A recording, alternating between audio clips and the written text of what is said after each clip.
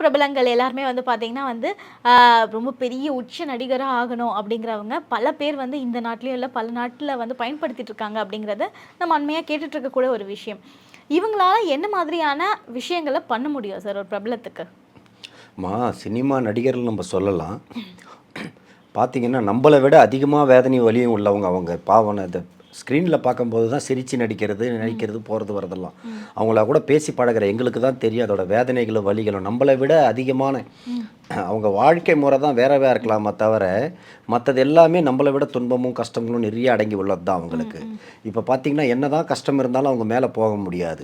ஒரு பக்கம் பார்த்தீங்கன்னாக்கா அரசியல் தலையீடு உண்டு. இன்னொரு பக்கம் பார்த்தீங்கன்னா, அவங்க வாரிசுகளை தான் கொண்டுட்டு போகிறாங்க.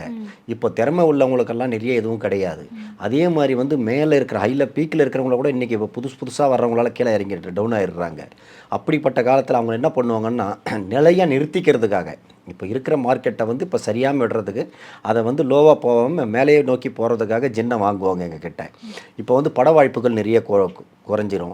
அதே மாதிரி வந்து உள்ளே வந்து நடிக்க வல்ல வாய்ப்புகள் இருந்தாலும் அவங்களால ஒரு சில பிரச்சனைகளுக்காக அவங்க வெளியே நடிக்க போக முடியாது, மறுத்துருவாங்க, கால் ஷீட் கொடுக்க முடியாது. இந்த மாதிரி தொந்தரவுகளான பிரச்சனைகள். ஏன்னா அவங்களும் மனிதர்கள் தானே. இப்போ நமக்கே ஒரு பிரச்சனை வந்தால் நம்ம ஒரு வேலைக்கு போவோமா, அன்றைக்கி லீவு போட்டுடுறோம் இல்லையா?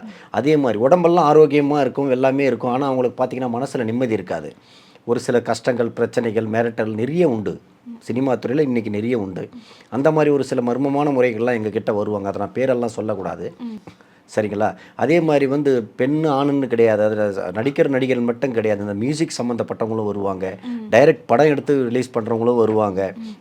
எல்லோரும் வந்து நாங்கள் வந்து படம் எடுத்துட்டோம், அதை வெளியிட முடியல, நாங்கள் எப்படி இது பண்ண போகிறோம், யாரும் வாங்க வரல, எடுக்கும்போதாவது விலை கேட்டாங்க, 2 கோடி 3 கோடி கேட்டாங்க, இப்போ அது கூட கேட்க மாட்டுறாங்க அப்படின்னு பல விஷயங்களுக்கு எங்களுக்காக வருவாங்க.